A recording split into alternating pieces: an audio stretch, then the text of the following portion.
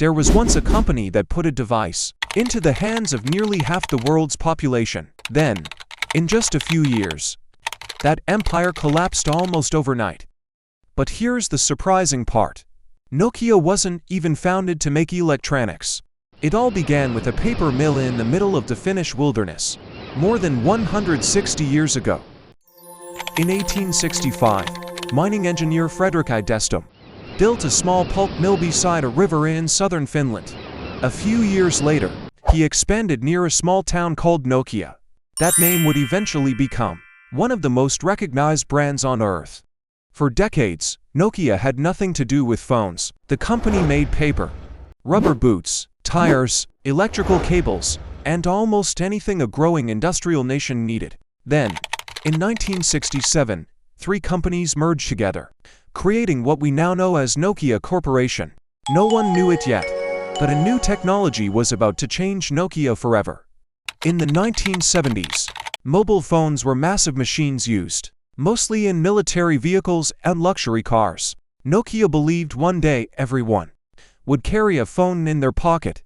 In 1982, Nokia introduced the Mobira Senator. It weighed nearly 10 kilograms, portable only by 1980s standards. 5 years later came the Mobira Cityman, one of the world's first truly portable mobile phones. When Soviet leader Mikhail Gorbachev used one publicly, the phone became an international symbol of the future. In 1992, Nokia made the most important decision in its history. Its new CEO, Jorma Ollila, sold nearly every business Nokia owned, except telecommunications. Many believed he was making a terrible mistake. History would prove otherwise. Nokia released one successful phone after another. By 1998, Nokia had overtaken Motorola to become the world's largest mobile phone manufacturer. The early 2000s belonged to Nokia. At its peak, more than 40% of all mobile phones sold worldwide carried the Nokia logo. The Nokia 1100 became one of the best-selling electronic devices in human history. The Nokia 3310 became famous for its legendary durability.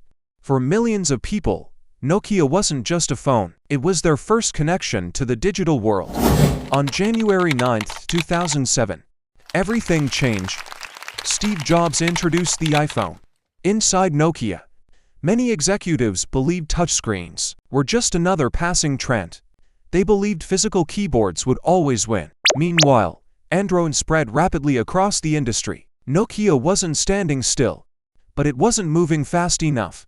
By 2011, Nokia's CEO sent an email that became legendary.